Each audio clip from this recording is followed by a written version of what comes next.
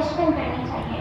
देखिए, रिहेबिलिटेशन एक ऐसा प्रोसेस है जिसमें हम कोशिश करते हैं कि मुजरिम ने जो जुर्म किया है उसको सज़ा देना, इससे तो वो मज़ीद ख़राब हो जाएगा। जेल में अगर डाल देते हैं, पाकिस्तान में जो जेल है वैसी है कि जहाँ पे फिर क्राइम्स बनता है, बहुत होता है, उससे वहाँ पे वो कल्टिवेट होता है। तो हमें चाहिए कि ऐसा मुजरिम जो रेसिडिविस्ट ना हो। रेसिडिविस्ट मतलब ये कि वो आदि मुजरिम ना हो, प्रोफेशनल ना हो। एक आदमी ने जुर्म कर दिया है, उसने गलती हो गई उससे, हम उसको क्या करें, ओल्ड हाउसेस में भेजें, हम उसको हॉस्पिटल्स में भेज दें, वहाँ पाबंदी हो, वो घर नहीं जा सकता, हॉस्पिटल में ही रहेगा, वो ओल्ड हाउस में ही रहेगा, या कोई ऐसी जगहों में हमसे भेजें, स्कूल वगैरह में, ताकि वो क्या हो, इंसानों के साथ, प्रॉपर लोगों के साथ रहे, और ताकि वो क्राइम से बचे, उसे एहसास हो उसने गलत किया है। तो रिहेबिलिटेशन बहुत अच्छा है उन लोगों के लिए जिन्होंने क्राइम फर्स्ट टाइम किया है, प्रोफेशनल क्रिमिनल नहीं है।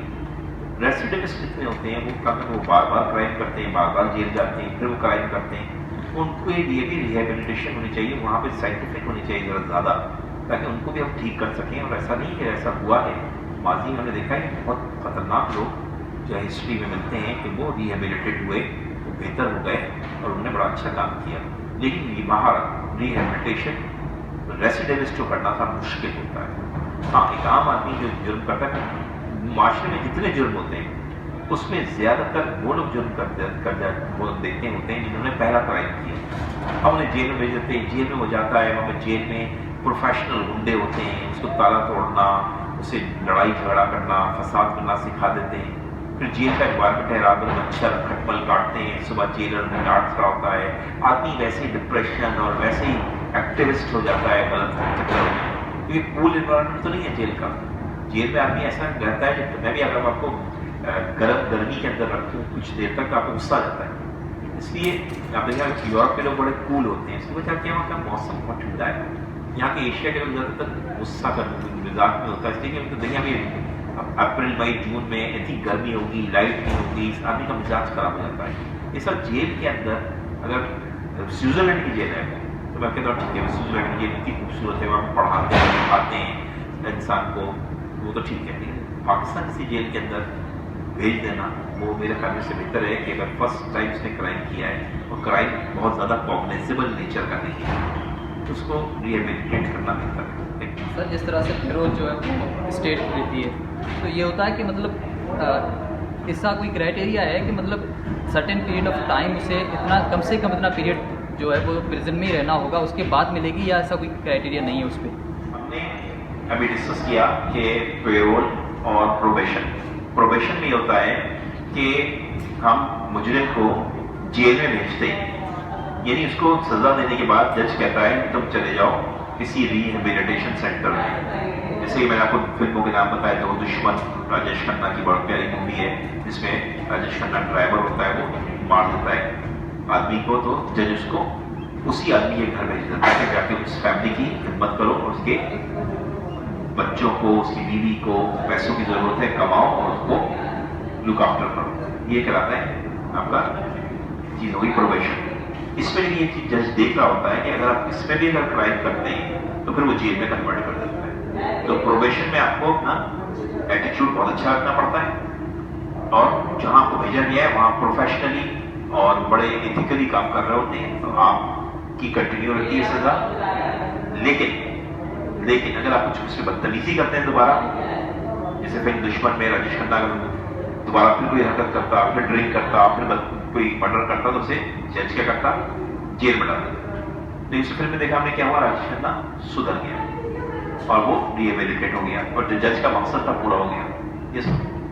ये तो प्रोबेशन में क्या, तो जेल भेजा ही नहीं, पहले दिन से जेल नहीं भेजा। पेरोल क्या है, पेरोल में होता है कि आपको सजा हुई है, वो सजा होने के बाद 2, 3 साल 4 साल जब गुजर जाते हैं, थोड़ा टाइम पीरियड हो जाता है जिसमें जज ये जो जेलर होता है वो नोटिस देता है। जेल में हर कैदी की ना प्रिजनर की रिपोर्ट बनती है। उस रिपोर्ट में देखते हैं कि आदमी ये नमाज पढ़ रहा है, पढ़ लिख रहा है, अच्छी बातें करता है, लोगों को अच्छे अखलाक से पेश आता है, हर जेलर की बात को मान रहा है, रूल रेगुलेशन जेल के नहीं तोड़ रहा। तो फिर ये होता है कि जेलर रिक्वेस्ट करता है कि इसकी सजा में थोड़ी कमी कर दें। तो जेलर की रिकमेंडेशन होती है और किसके ऊपर, उसकी चाल चलन के ऊपर।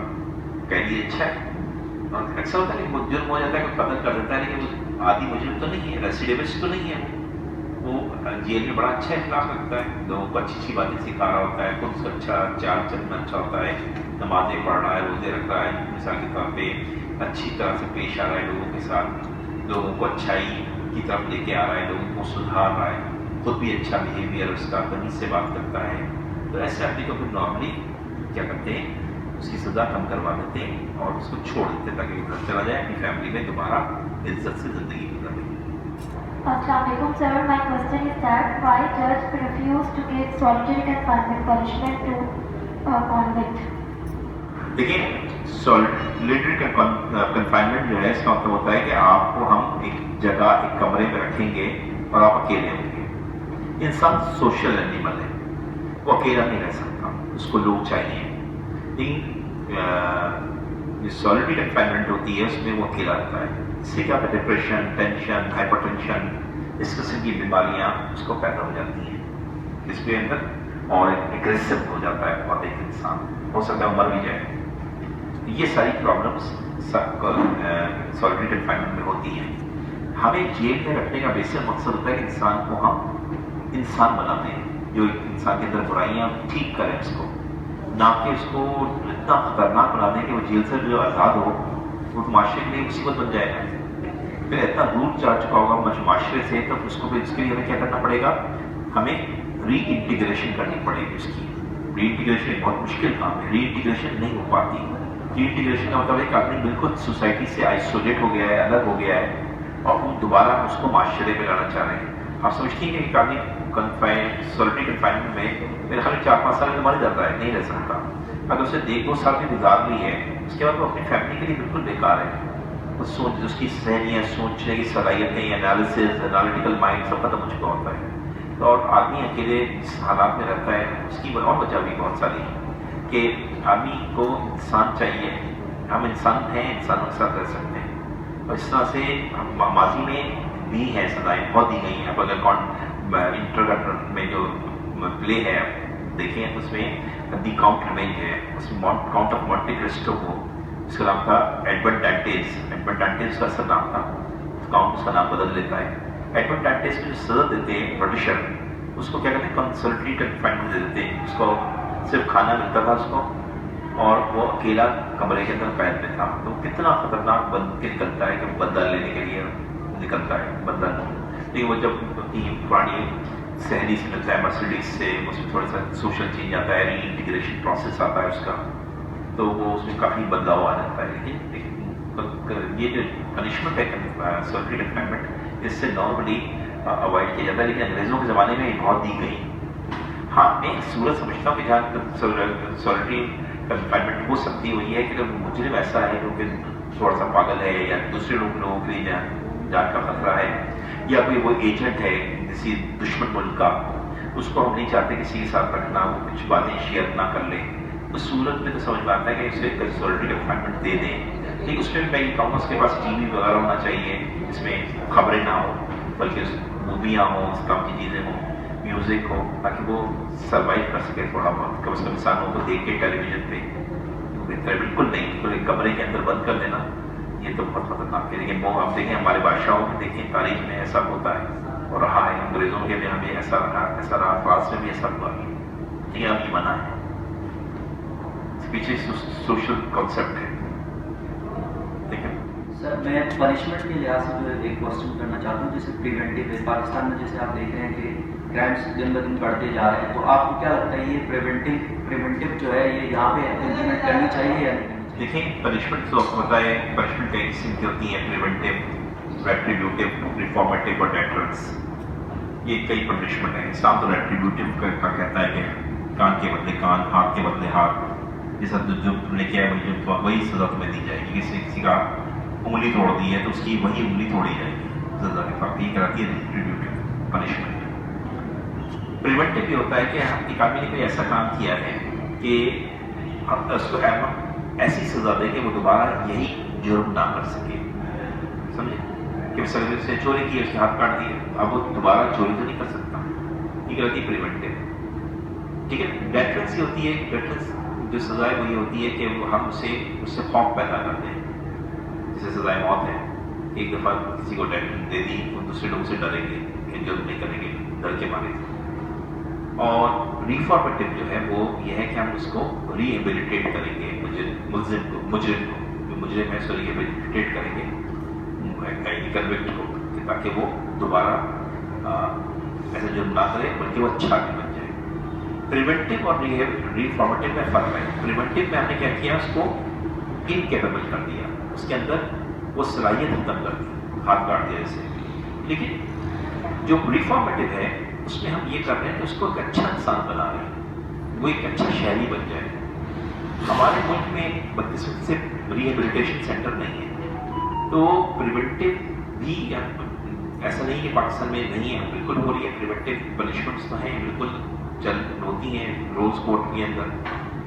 ریٹریبیوٹیو بھی آپ کے سامنے, اگر کسی نے قتل کیا اس کو پھانسی ہو جاتی ہے, یہ بھی ہے تھوڑا بہت. اور حدود داؤ کے تحت ہیں, جو شریعت کوڈ ہے تو دیتی ہے یہ پنشمنٹ. لیکن اسلام نے ریٹریبیوٹیو کے ساتھ ریفارمیٹیو کو بھی پسند کیا ہے. آپ کو یاد ہوگا کہ رسول پاک صلی اللہ علیہ وسلم نے جب قیدی پکڑے تو قیدیوں کو کہا کہ تم ٹیچر بن جاؤ, تم پڑھاؤ اور ہمارے مسلمانوں کا ہماری سزائیں معاف کر دو.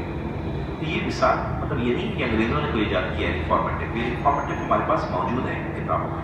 ہمارے نبی پاک صلی اللہ علیہ وسلم نے ہر وہ ایگزامپل دی ہے جو پازیٹیو اور پروفیشنل ہے, ہمیں مل جاتی ہے. تو یہ ریفارمیٹیو پہ بھی بہت زیادہ ہم نے دیکھا کہ بہت سارے لوگوں نے کیا کیا, پڑھایا لکھایا اور مسلمانوں نے پڑھا لکھا بھی جس سے, اور وہ سزائیں معاف ہو گئی. ہمیں کوشش کرنی چاہیے کہ ہمیں ریہیبلیٹیشن سینٹرز بنانے چاہیے, اس کی بہت ضرورت ہے.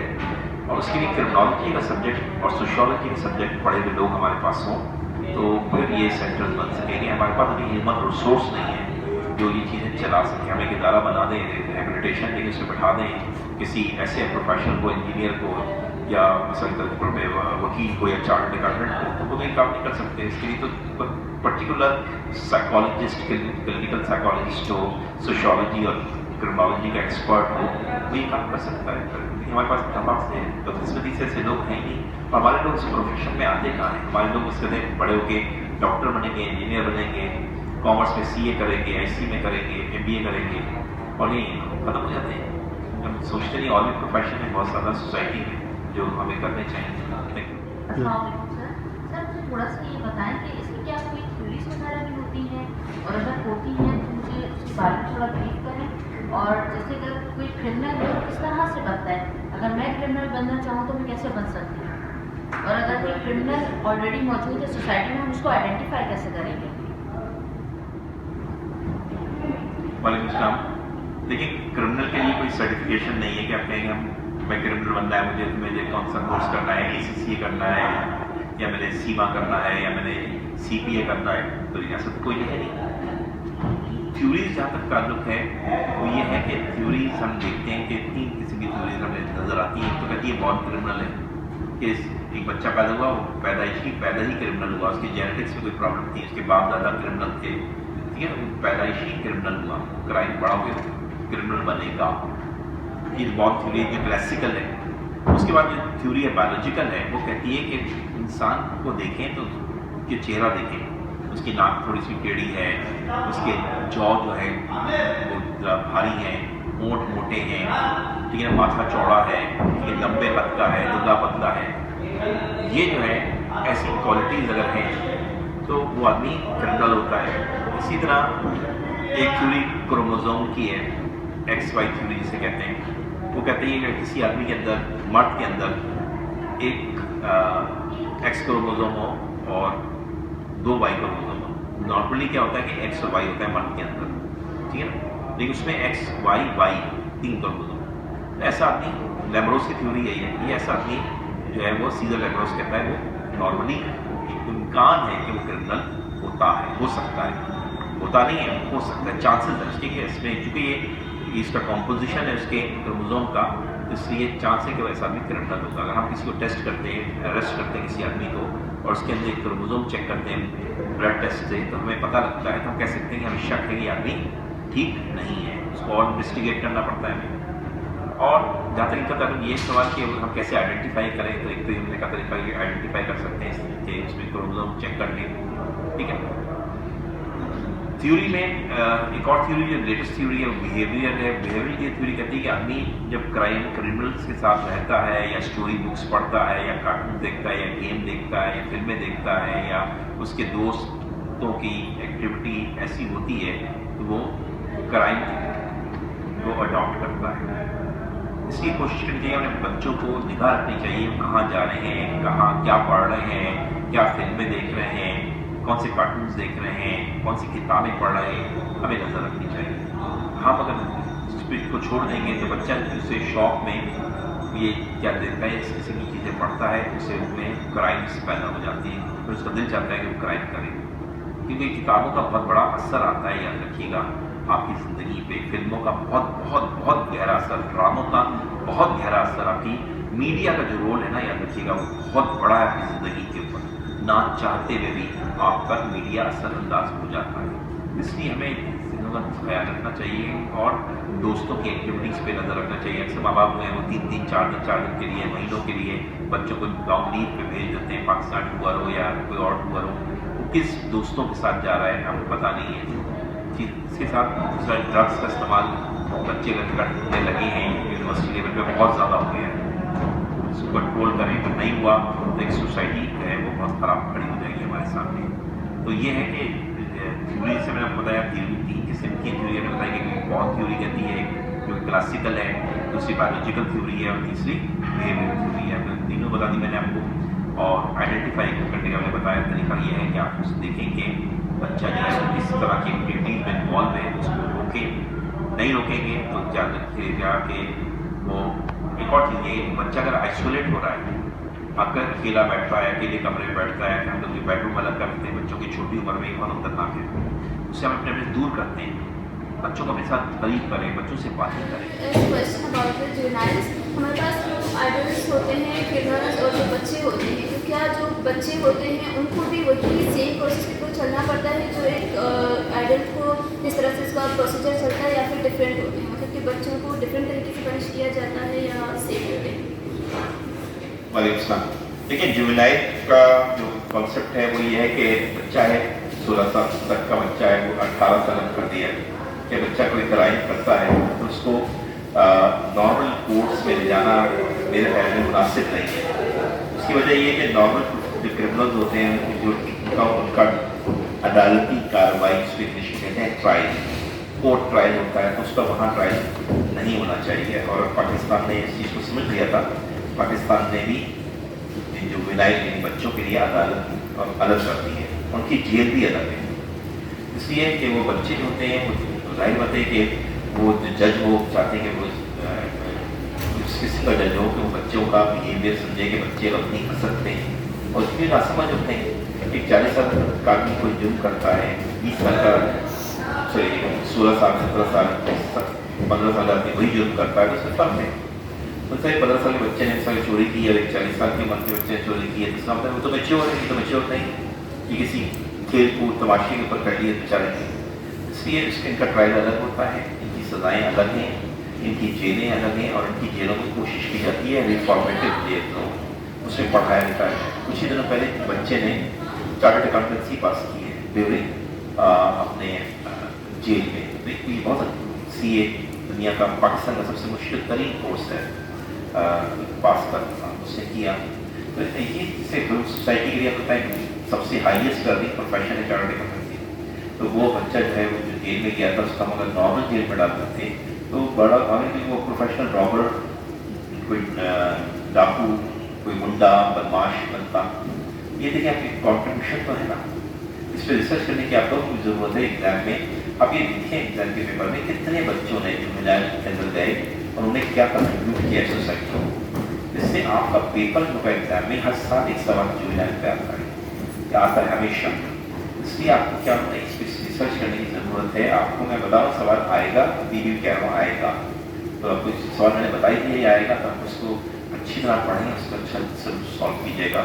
یہ بچہ ریسیڈیوسٹ نہیں ہے، بچہ جو ہے وہ معصوم ہے، اس کی انڈرسٹینڈنگ نہیں اچھا کیا ہے برا کیا ہے، وہ اس چیز کو نہیں سمجھتا.